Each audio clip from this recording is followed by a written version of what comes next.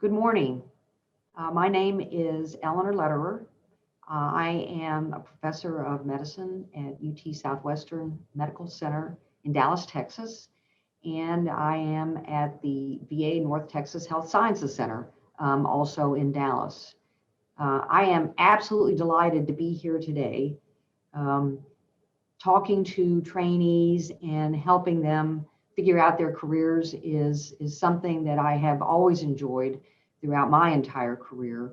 So when Dr. Sanders and Ms. Kemp extended the invitation, I immediately said yes, that I would be happy to do this. It brings back for me really wonderful memories of what it was like when I was first starting my career, how much I enjoyed being with my scientific collaborators, the exhilaration of feeling like you were part of something really big and something really important. So kudos to all of you, who have taken the first steps in developing a career in investigation in medicine. I have one other story about this meeting. When I told one of my colleagues that I was going to be speaking here, he told me a very heartwarming story that he had presented at this meeting, and that for him, this was a life changer for him. It was a career changer. After he presented at this meeting, he basically knew that this is what he wanted to do for the rest of his life. And I hope for you guys that this ends up being equally gratifying. So I would like to start first with my disclosures, which includes my employment, my consultation and honoraria activities, and I do have research support at this time from the Department of Veterans Affairs. I think I'd like to start off with basically the take-home messages. This is what I'm going to be talking about, but I want you to have these in mind while I'm speaking to you. So first of all, your career is yours to define. And within the constraints and the capabilities of your circumstances, only you can determine what your career is going to look like and what your success is going to be. There is no such thing as a single pathway or a pathway that is the best. The best pathway is the best pathway for you. No matter what your career choice is, in order to succeed, you have to know the rules of the game. It doesn't matter whether you stay in academics or you go into private practice or whatever. Engage your colleagues, engage in your societies, be involved. This not only makes it a lot more fun, but it also increases your chances of success. Be flexible. You may want to start in one direction and find out that one simply doesn't work and you have to turn around and go in another direction. Be prepared for failing. Be prepared for episodes in your life and in your career when things simply don't work out. And bear in mind that this happens to everybody, even the people that you look at and you think are the most successful. Be cognizant of your environment. Know what's going on in your field and keep abreast of it. That can affect your plans and how you plan your next moves. And last, but definitely not least, be generous. Be generous with your colleagues, be generous with your trainees, be a kind and generous scientific investigator. Okay, so our question for today then that we're going to tackle is how to construct a career. And the way that I'm going to go about this is to use my own career as an example. As I indicated previously, all of you that are here now have taken the first steps in developing a career in investigation, and that's been my career too. And it's obviously the one that I am the most familiar with, and so can speak to with the greatest authority. So we'll take some examples from my career and see, what I've done right, what maybe I haven't done right, and to help you learn how you can do your own. So the first step in defining your success is knowing how you're going to be evaluated. And your evaluation of you as an academic investigator is going to be primarily on your accomplishments, recognition, and citizenship. Now, for the faculty in the audience, you're going to look at that and you're going to say, well, wow, those look like your criteria for promotion. And yes, they are. Absolutely. But these are also the same criteria, that will help you define your pathway to success. So under the accomplishments, the most common measurable items are the grants that you get, the manuscripts that you write, and program building. In particular at medical schools or universities, as you are well aware, they very much like having investigators who have developed new programs, new cancer programs, new cardiovascular programs, new orthopedic surgery programs that they can promote to their patient base and attract new patients. Recognition is also a key element. And in particularly, if you stay in academics, the step from assistant professor to associate professor is very, very highly dependent upon recognition of who you are.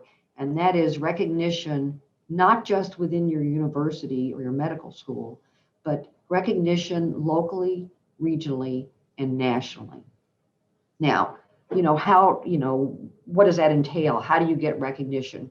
Well, recognition is seen as you are a person who is invited to give lectures, your journal editorship, manuscript reviews, grant study section participation, but also, key to this is, particularly in the promotion process, is letters of support.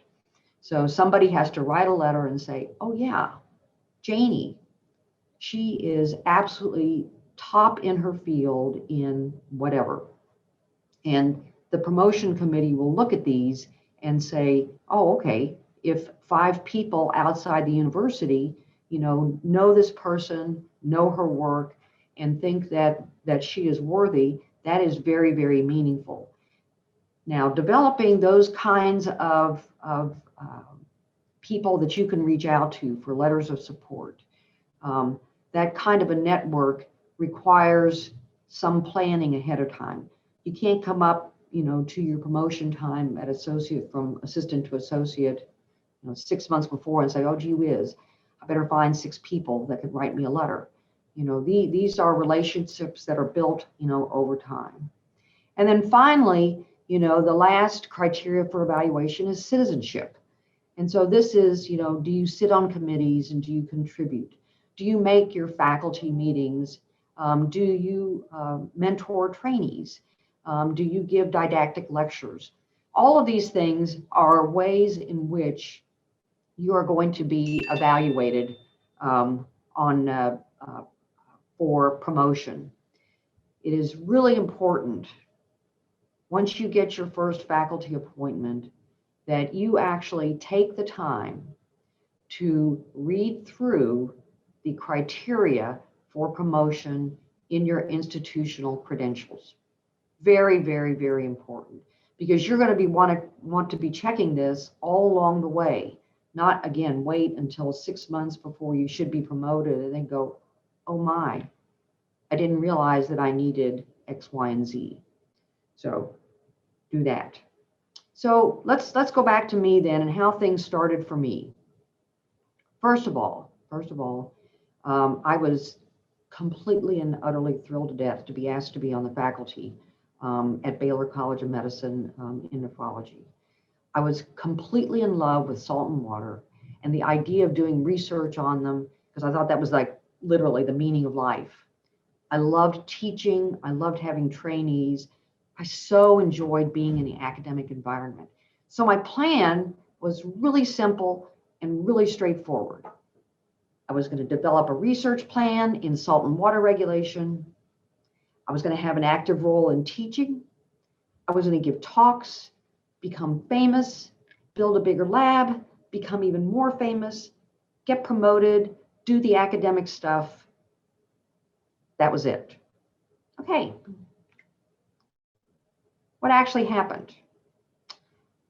All right, so my first research project completely bombed.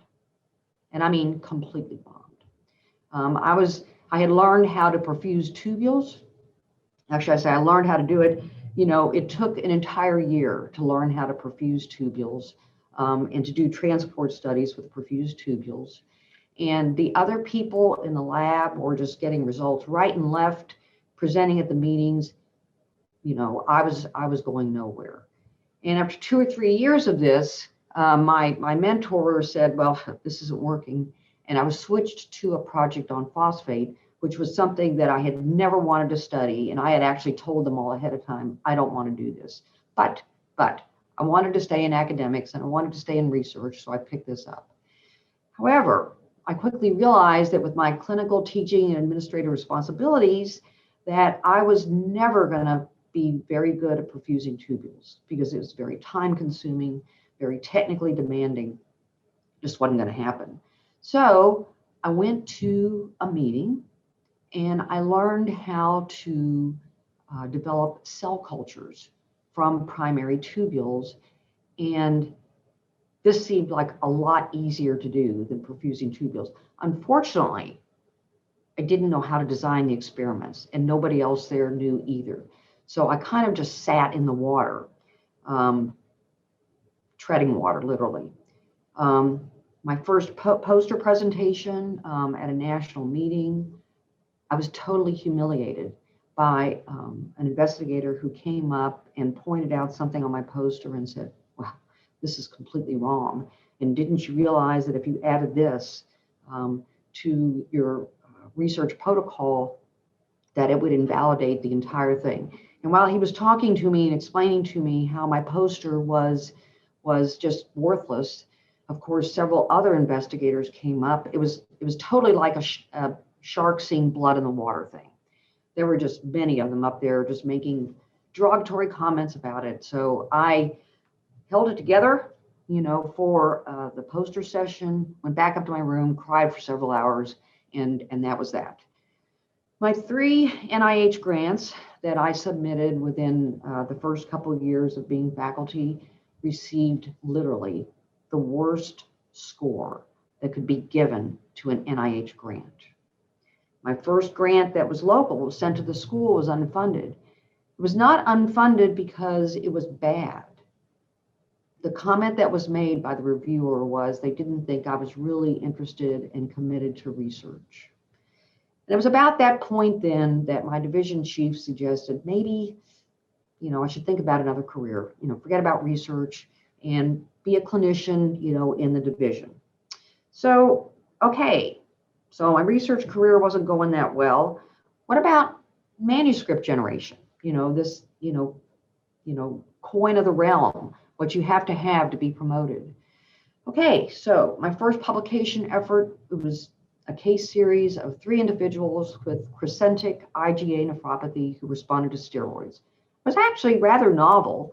There wasn't anything out there on it, and we had 3 cases. So did this massive preparation. It took me 6 months to write this manuscript, sent it to the New England Journal of Medicine. Yeah, we aimed high. It was rejected with a really nice letter. Then we sent it to the Annals of Internal Medicine. It was rejected again with a very nice letter. So my mentor said, well, let's send it to a nephrology journal. Maybe it really is too subspecialized. So we sent it to the American Journal of Nephrology, and it was rejected with a letter that basically said, we get so many good manuscripts that we couldn't possibly take this one. Well, I've gotten a lot of rejection letters now, and I realize that this is just kind of the way that they're written. But at the time, it seemed to me that what they were telling me was that this was the worst written manuscript ever. So the manuscript with all of its rejection letters, was placed in the bottom drawer of a cabinet under multiple notebooks, never to be seen again.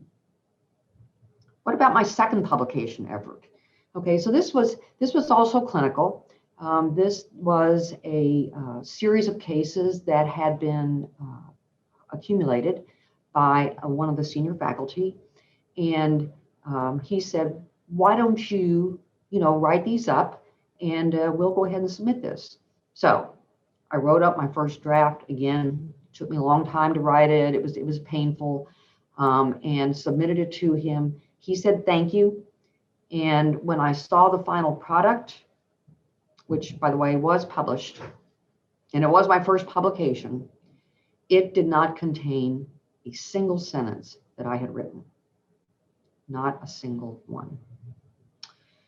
Okay, so I learned a few lessons. The first one being, a man's got to know his limitations. For those of you who like Clint Eastwood, have seen the Dirty Harry movies, this is one of my favorite lines from Dirty Harry.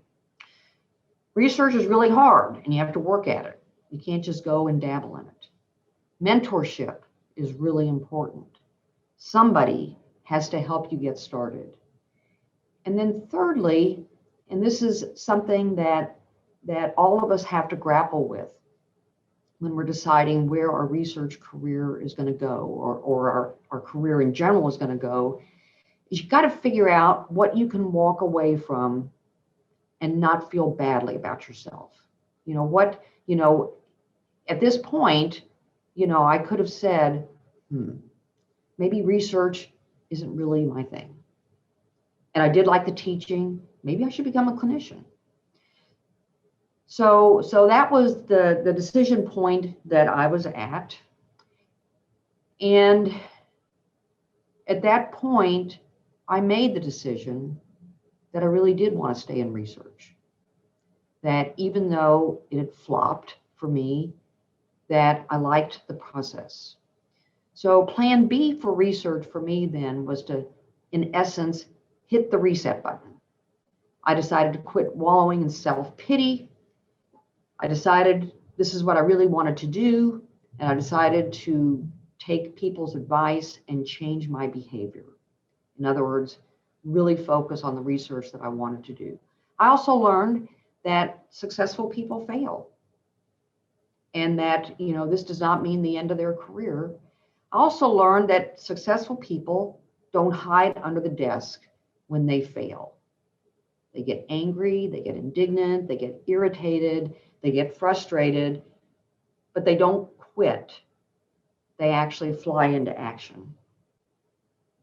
So, you could ask the question that, why did I choose to pursue something that I had so clearly failed at more than once?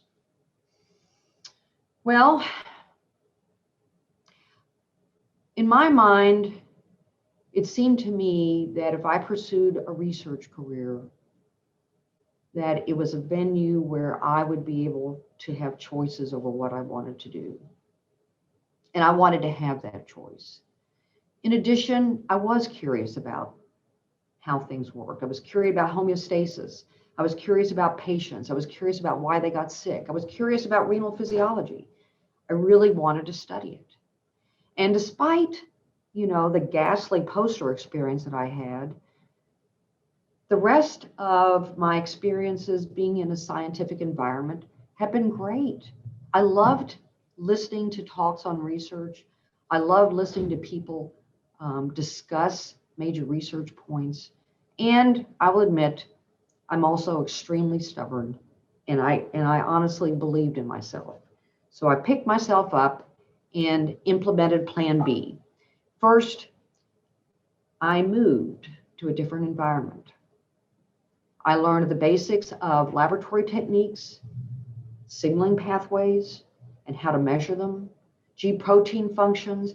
And interestingly, although this was a nephrologist who taught me all this, he actually studied neutrophils. He didn't study kidney tissue at all. But I learned a lot from him about how you develop a hypothesis, how you design experiments to answer that hypothesis, and how you put a paper together. I also learned the very valuable techniques of phosphate uptake, as well as growing a cell line that simulated proximal tubules and was the most widely used model for phosphate homeostasis, which was the opossum kidney or OK cells. And I learned that from another investigator. So with these two sets of tools, I also launched onto a campaign of reading literally everything that I could about phosphate homeostasis. And thankfully, it resulted in success.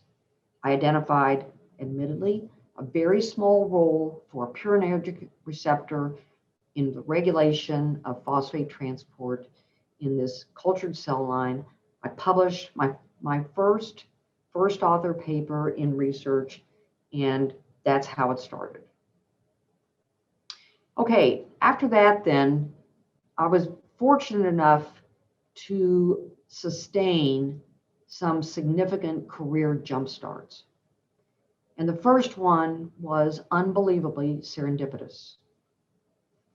I developed the only antibody for the phosphate transporter in opossum kidney cells in the world.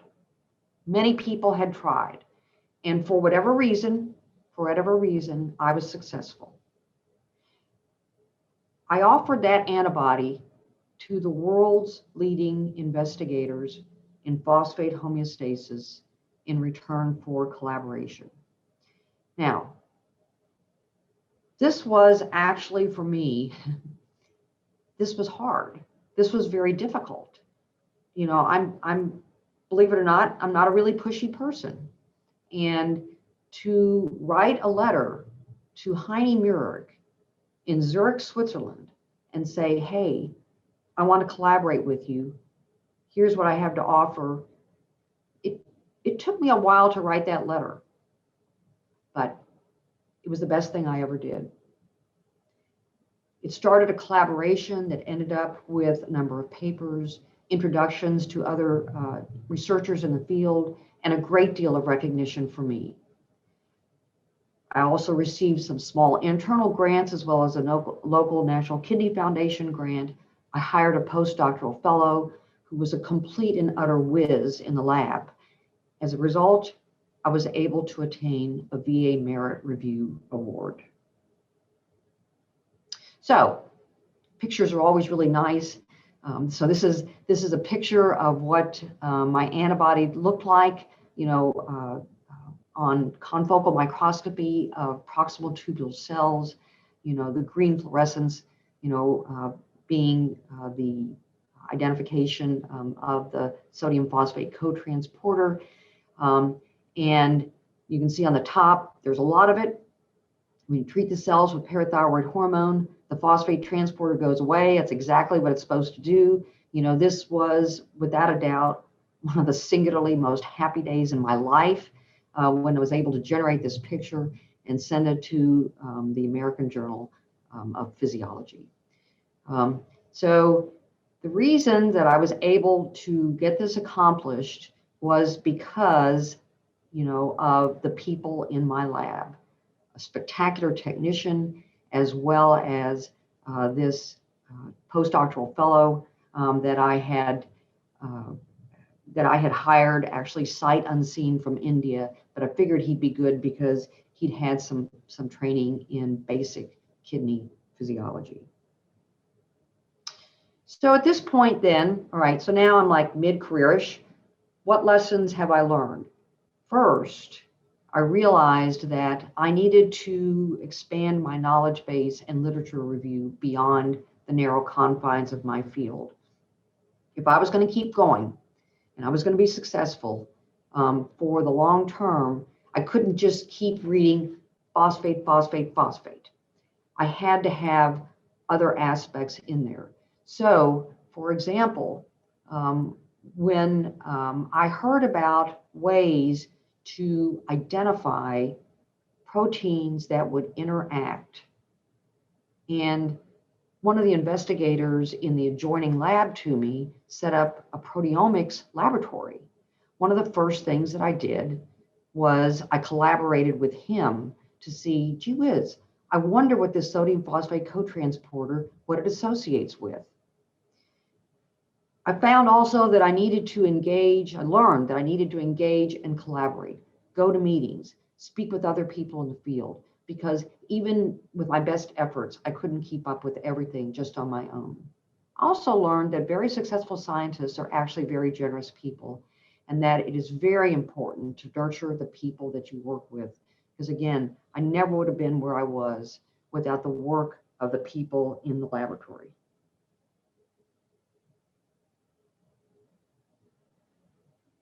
So, the rest of it is sort of, QED.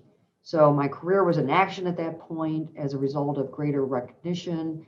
I had more collaborations, more papers, more manuscripts, more grants, more invitations to review manuscripts, more invitations to give talks, more invitations to review grants, manuscripts, etc. Also was given and I accepted increasingly complex administrative responsibilities, including training program director, division chief, ASN committees, American Society of Nephrology committees, and eventually elected to the Council of the American Society of Nephrology. Bear in mind that, now we're talking, I was president of the American Society of Nephrology in 2017. So now we're talking about contemporary. This whole process took 30 years. This was 30 years of work. So sometimes when you go to a meeting and somebody is given an award and they get up, and they give their talk on, how they found out what they found out and what their career trajectory was, here's what it looks like. They get up and they say, well, I started off in the lab of so-and-so, and I was able to get a K award, and then I got my first R01, and then we discovered this. So we wrote another grant, and we got another R01 to study that as well.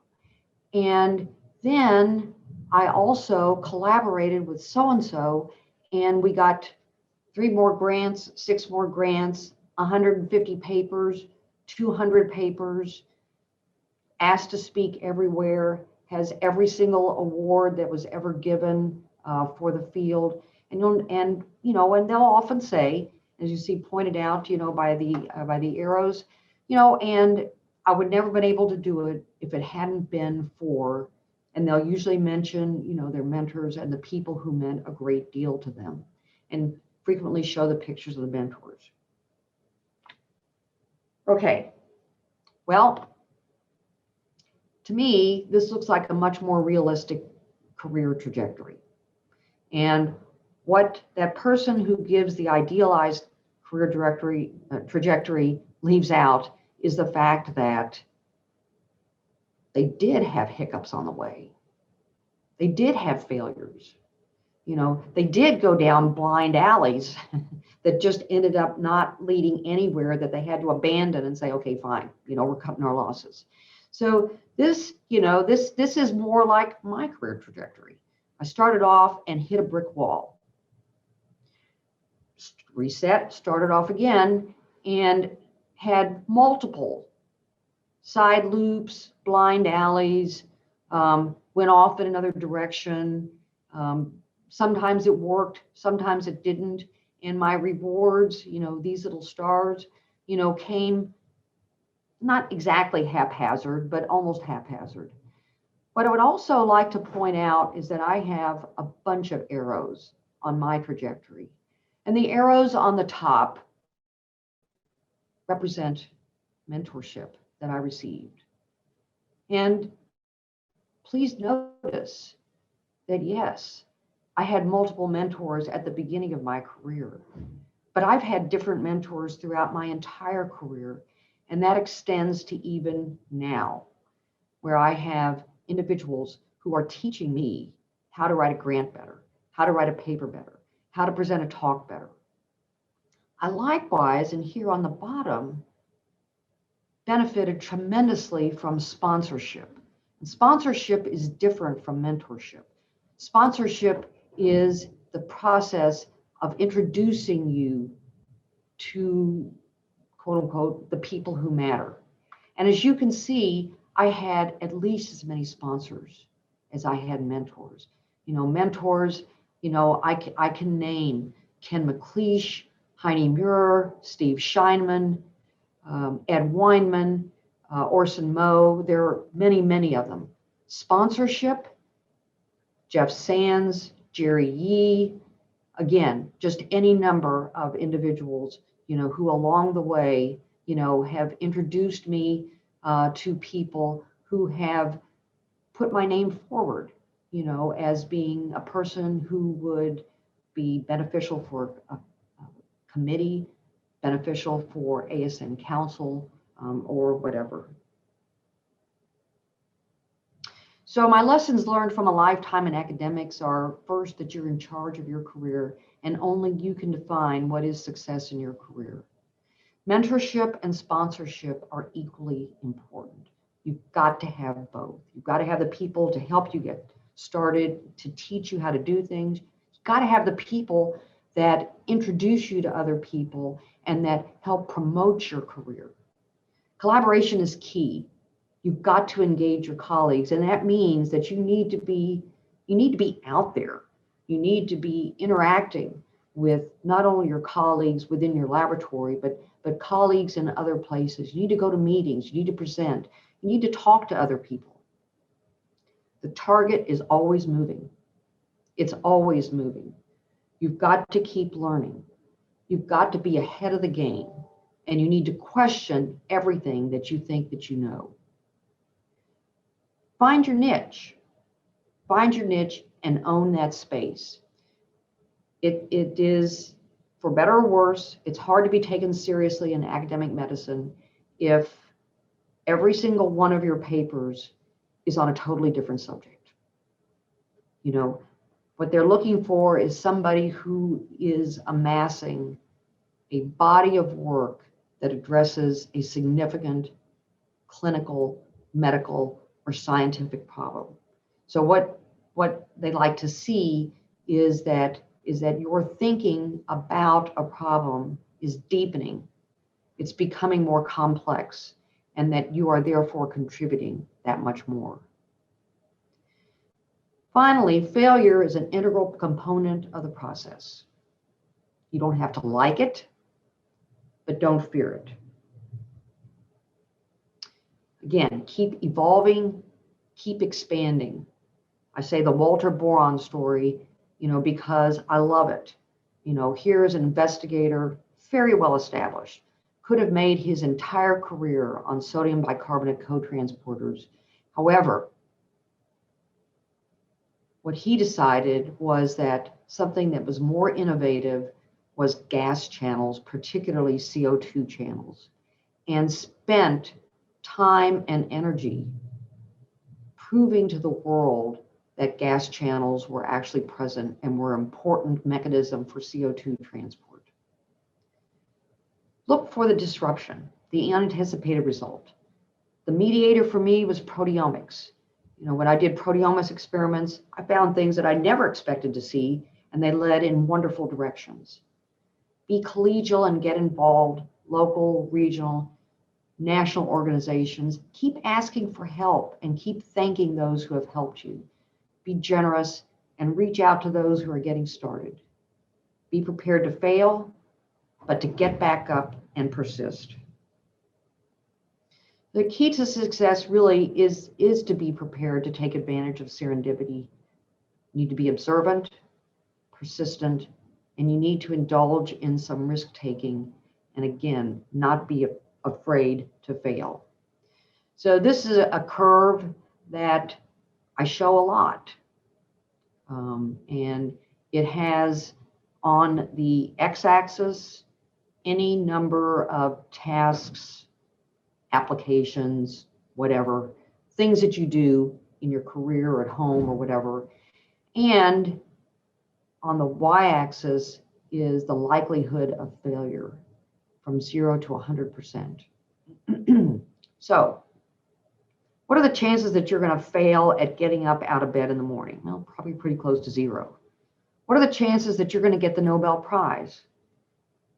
Well, the chances of failing to get the Nobel Prize are pretty high and pretty close to 100%. When you come to research endeavors and working in academic medicine, you are working in a field that has a very high likelihood of failures. Not permanent failures, not personal failures, but failures on a task.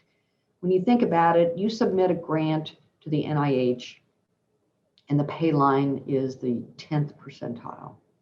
That means that 9 out of 10 grants are not going to get funded. It means that 9 out of 10 people, quote unquote, are going to fail. Well, I think once you realize that, then it is much easier to say, okay, so they didn't like this grant. What do I need to do to fix it so that they like it? Instead of saying, they didn't like this grant, I must be a failure, I can't do this. Lastly, keep your sanity. Keep in touch with your colleagues, your family, and yourself. And remember, your basic question is always, how do you define success?